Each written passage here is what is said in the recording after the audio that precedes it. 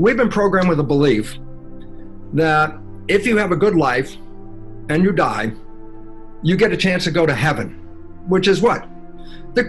Heaven is anybody's individual thing. I talk to you, you give me your definition of heaven, you listen to my definition, you listen to somebody else, they're all different. We all have creative vision. So heaven is a creative place. And I go, so what's relevant? I go, once I started to understand this stuff, first of all, I never believed in spirituality, but the science revealed using quantum physics and epigenetics that we are a field, an energy field playing through this body. What I learned through this is, first of all, there's no such thing as death of who we are. There's death of the body, but the body is like a virtual reality suit that an energy field that is different for each one of us is operating in this body. My self-receptors on my cells, which distinguish me as being different from you, respond to a different environmental signal than your self-receptor. So each of us is receiving like a broadcast that is running this biology. Consciousness is running the biology. Consciousness isn't physical, it's an energy. And I go, why is it relevant? Because the answer was this. The belief that if you do really well and you persevere, and when you die, you're going to go to this place called heaven. And I go, consider this, that we were born into heaven, that we came here to create. That's what we're doing. We're creating. And I say, when we're creating it right, heaven on earth is here. When we're creating it wrong, struggle is here. And all of a sudden I say, oh my God, don't wait till you die that you're going to go to heaven. This is it. This is where you came to create. What do you want to create? Love? Coronavirus? You can create a damn thing you want. This is creation place. But if you don't know that your creations are being controlled, then we become a victim of a world out of control. And yet we were the creators. We gave in to other people's beliefs. And then we now are creating not with our wishes and desires, we're creating with the program. Where's the program taking us right now? And the answer is fear, shutdown, loss of community, breakdown of the system. I go, we can learn or not. That's it. And this is a learning moment. Take your power back. You are beyond, power-wise, beyond any virus that ever existed. You are very powerful.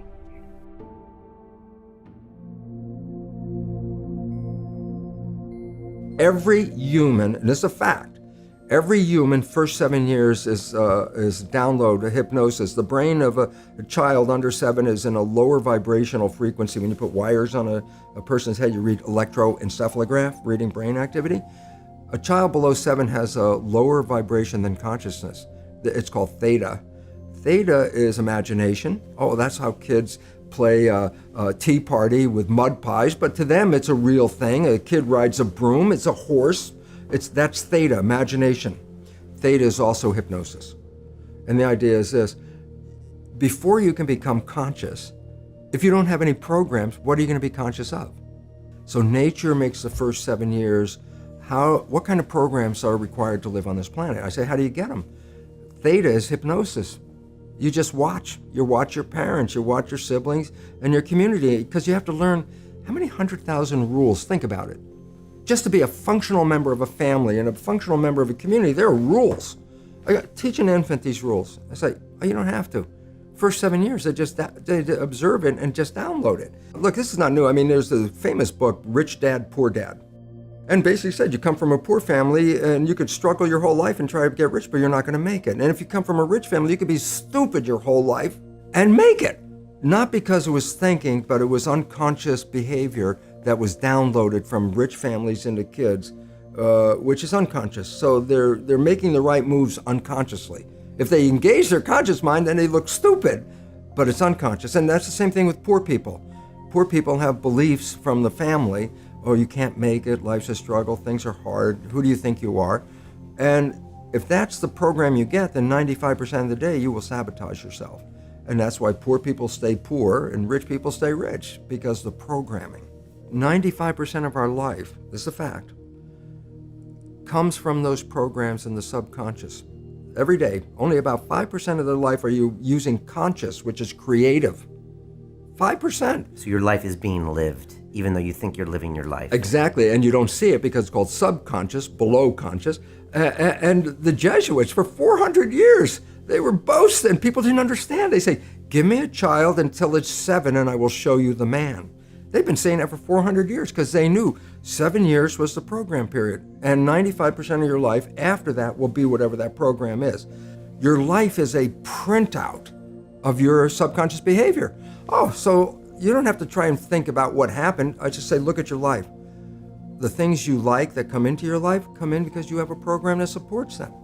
But anything you struggle with, work hard at, put a lot of effort into making it happen, why you're working so hard, inevitably you have a program that doesn't support that conclusion and you're trying to override the program. So you don't need to do a lot of shrink and psychology stuff. You just look at your life and say, where am I struggling?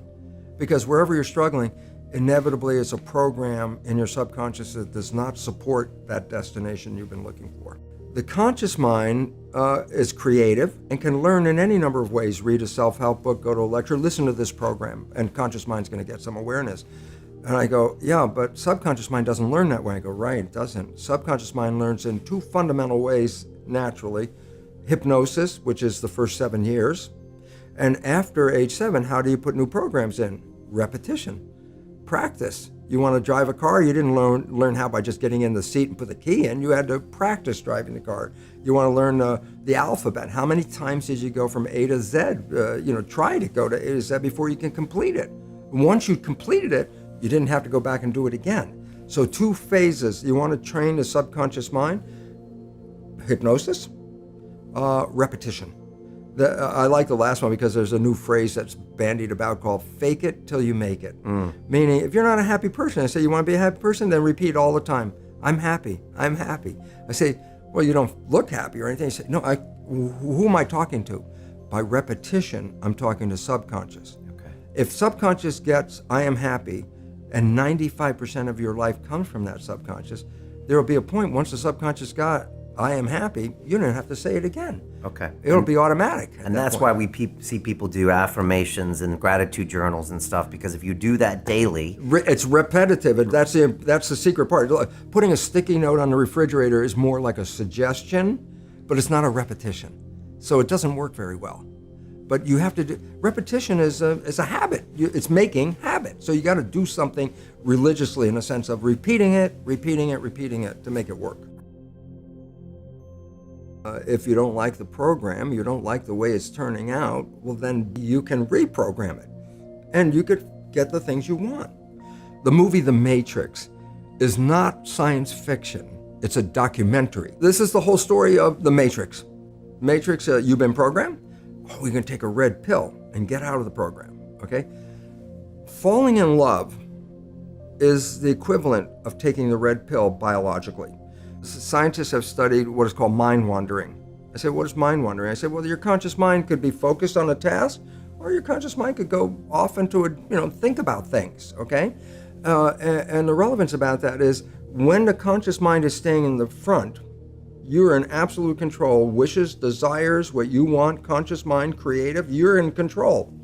But the moment your conscious mind takes off into a thought or starts thinking or whatever going on, it lets go of the wheel, the autopilot takes over, okay? So the idea is this: if your mind is wandering, then you're being run by the subconscious. And it turns out this is very negative. When your mind is straightforward in consciousness, you're controlling the vehicle. So I say, falling in love has been demonstrated biologically to be equivalent to the red pill because what it does is it keeps you, what do they call, mindful, keeps you conscious. Look, you've been looking for this partner your whole life. They're now in front of your face. This is not the time to go thinking about things. It's time to be, oh, look what I got right here in front of me. And I say, well, think about it this way. Your life could suck every day. And then you meet this person and 24 hours later, it's heaven on earth. 24 hours later, oh my God, I'm so in love, Even the job's not so bad anymore, and the food tastes great, and the music is so much better, and love. I go, what the heck happened? You had all of this negative, and then in 24 hours, you have this heaven on earth. And the answer was, it was taking the red pill. That's what falling in love is. At that moment, you stop playing the program. Now you're operating from subconscious mind, which is creative, which by definition is wishes and desires. What the heck do you want from your life? If you answer that question, it's a creative answer, and by definition, it's conscious. So your wishes and desires are in your conscious mind. In a normal person's life, 5% of the day, you're moving toward that. 95% you're playing the program. You fall in love, 100, it was actually 90%, I think is the number, 90% from conscious mind. 90% of the day you are now operating from creative wishes and desires. I go, look, I said your life sucked all the way up, and then 24 hours of operating on wishes and desires and not playing the program turned earth into heaven for you at that moment.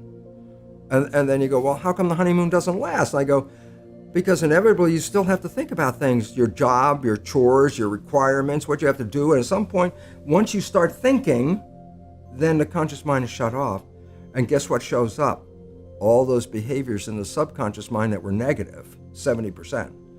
And your partner, remember, your partner and you fall in love same time, both of you operating from conscious mind with wishes and desires. And all of a sudden, you start thinking, and then this behavior shows up that was your mother, your father, whatever thing you learned, and your partner is like, where the hell did that come from? Who are you? Is a response. It's like, where did that come from? We've been in this honeymoon. I've never seen that behavior. If you would have played that behavior on the first date, maybe we wouldn't have a second date, but now it shows up. And I say, why did it show up? Because I stopped being mindful. Okay. So how do you teach people to keep the honeymoon alive? Is to change the subconscious program. and it's simple for reasoning is simple. Conscious mind, wishes and desires. Subconscious mind, program. Well, what if you took the wishes and desires and made those programs? Then guess what? You don't even have to think about it. You will automatically, 95% of the day, be playing behaviors to manifest those wishes and desires. Okay. So reprogramming the subconscious with wishes and desires means you don't even have to think about it. So when you fall in love, the cocktail of chemicals coming out of your brain are things that enhance your vitality, your life, make you healthier, happier, and joy. I go, the same person, if they open their eyes and see something that scares them, none of those love chemicals are going to come out of the brain. At that moment, stress hormones and inflammatory agents are going to be released by the brain. All of a sudden I say, well, you change the chemical composition of the culture medium. I go, yeah. Result?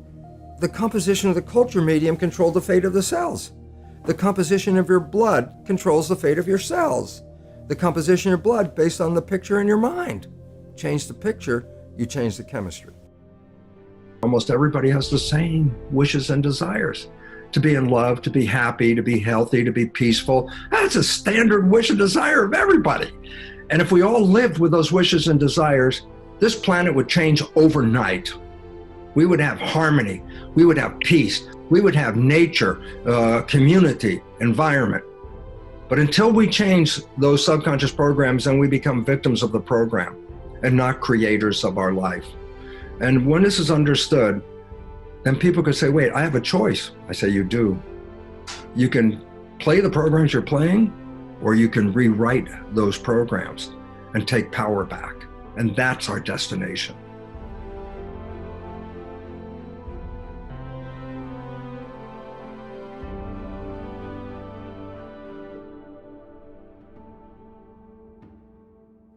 Hi, I'm Bruce Lipton, author of the best-selling books The Biology of Belief, Spontaneous Evolution, and The Honeymoon Effect.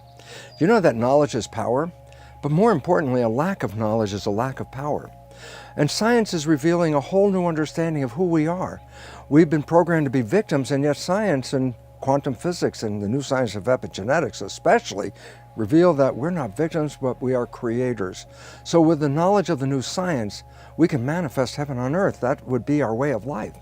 And in this regard, while I talk about this a lot, there's an idea that pictures present 1,000 words, and an animation actually represents millions of words. And that's why I'm so excited and in gratitude to After School, because After School has taken the complexity of the words and made it in the simplicity of the images. And that's how we can learn. More knowledge, more power. I hope this presentation enhances the quality and character of your life.